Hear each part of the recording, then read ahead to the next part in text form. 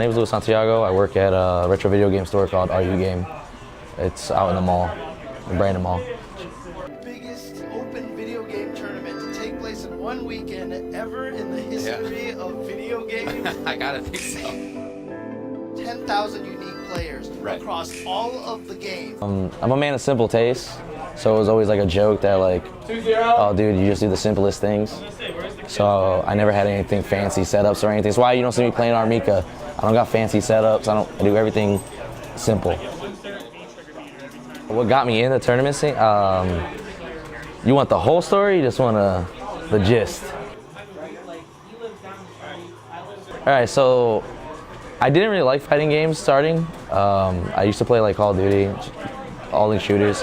I moved out here after I graduated high school, and I worked at the retro video game store. That's when one of my friends, Evan, he found me there. We used to have Marvel vs. Capcom 3 on the big TV, and we would the employees would be there, and we had a thing where you could challenge us to get discounts off of stuff. So if you beat us, you get a discount on a game or something. So they used to always send me because I was like the one that was good. One day he comes in and we keep going back and forth, and he asks me if I play any other fighting games, and I'm like, oh, I play Street Fighter. That's the game I'm better at. And we put Street Fighter 4 on, and I play T-Hawk. That's like bottom 5. Everyone laughs when they see that character, but I was beating him. And he was like, hey man, have you ever went to a tournament before? I was like, I didn't even know there was tournaments for this. And that's when he was like, I would like to take you to your first tournament, which I was like, dude, that's kind of weird. Just met you. But eventually I caved in because I just wanted to do something.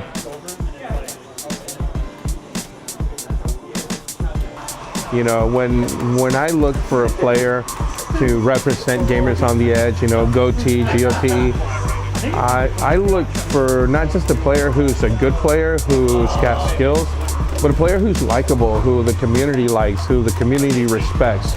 And Luis is that guy. Luis is capable of having a good time, of playing a very strong game, at the same time having some fun trash talk, and it's respected, you know, at the same time. So he's really, I'm looking forward to see what he's going to do. He's come a long way, and he's not done. I've seen a lot of players who get to his level, and haven't seen so many players, I know that they hit their wall, and that's as good as they're going to get. But Luis is not there. My first tournament was TNS, I want to say around 2014? I think so. Tampa never sleeps. I was a little skinny kid, pretty scrawny, a little beanie on. I'm a fat boy now. But I went in there and just trying to have fun, and I was playing, and then, you know, just playing, I kept winning. And then I played against a really good player who put me in losers. And then I met some other guy, and he was just cursing, talking smack, saying that he's gonna send me home crying, all this stuff. And he was like, oh, T-Hawk players don't belong here, all this other stuff, just talking a lot of smack. And I'm just a quiet kid at the time. So he beats me the first game. The second game I keep playing, and then I beat him. Third game, I don't know what came over me, I just pop off. I just start, get a perfect on him. Next game I beat him, and something came over me. I got up, popped off, started yelling. Everyone was throwing down bets against the match too. They all lost money because my friends bet for me. Everyone bet against me. We made like $200 that night. And then I don't know, I like the whole crowd yelling at me. They were like, oh, he's crazy. They were just hearing everyone get hyped made me excited. And then my first TNS, I made top 8, and then I lost. Fast forward a little bit, going to Street Fighter 5. I didn't really care about the game. Didn't have a drive for it. No character I like. One day I see NuckleDu playing against another character, and you know, I'm a big fan. So I'm just like, hey man, you mind if I get a game? And I'll never forget this. A lot of people would have took this the wrong way, but this lit a fire in me. He looked me in the eyes and said, if you want to play me, meet me in bracket. So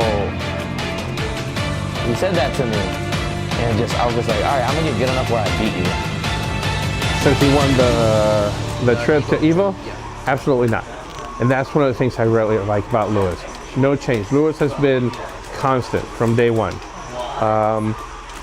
The one change that Lewis had was way back, and it was when he started taking responsibility for his losses. One of the things that happens a lot in this community is like, oh, this character's broken, this matchup is bad, blah, blah, blah, blah, blah, blah, blah.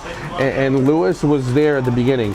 And the moment that Lewis hit the switch and said, it doesn't matter if it's broken, it doesn't matter if the matchup is bad, I got to learn how to deal with it. And when he started to take responsibility for his wins, for his losses, his game stepped up. And no, he hasn't changed a bit since, you know, same guy before, same guy after.